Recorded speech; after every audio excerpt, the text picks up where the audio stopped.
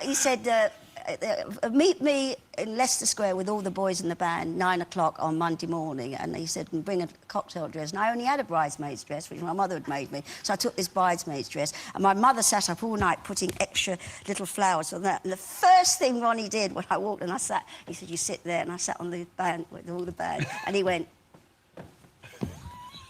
Which makes me think he didn't employ me for my voice. So, there we go. I mean, to be serious for a little bit about this, I mean, have you used, do you think, quite shamelessly, maybe occasionally, your sexuality to get ahead, do you think? I mean, no, absolutely not. No? No. No. No.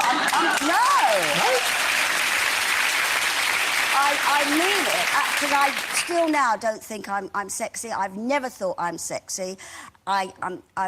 No, honestly, I'm 4'10½".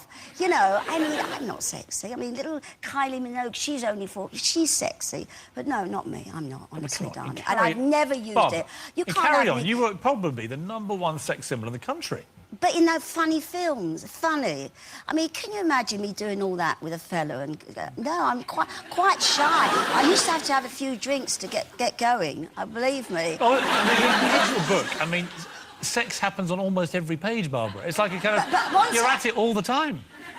Really? With some of the most famous people in the country. And Maurice Gibb from the BeeGees? Well, Maurice, that was... now I'll tell you about Maurice. That was difficult because when they broke up the BeeGees, I was doing a musical called Sing a Rude Song, which was based on Murray Lloyd, and we wanted somebody to play the jockey.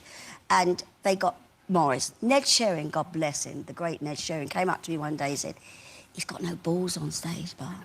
He's got no balls whatsoever. You've got to do something. So I said, would you like to have dinner one night? I said, would you like to have dinner? He said, yes. So we sat and we had this dinner. And then I said, where would you like to go? My friend, she said, let's go and have coffee. He said, look, Bar.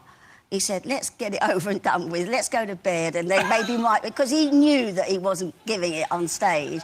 So we went and we had a little moment, and it was lovely. And did it work? I mean, did he get balls back on stage? It was better. George Best? Tell me, any lady here, would you have turned down George Best? I tell you what happened with George.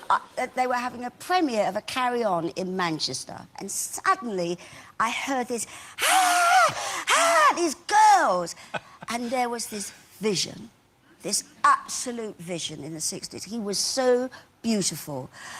And anyway, in the bar afterwards, he came over to me and he started talking to me. And I said to him, look, don't waste your time with me, darling. I said, you've got all these lovely ladies after you. And he said, when do I ever get to talk to somebody like you? Well, that did it.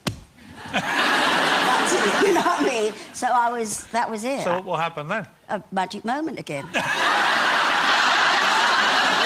mean, how magic was it, Barbara? It was great. He was fabulous. Yes? So, Barbara, in a career that spanned 7 decades,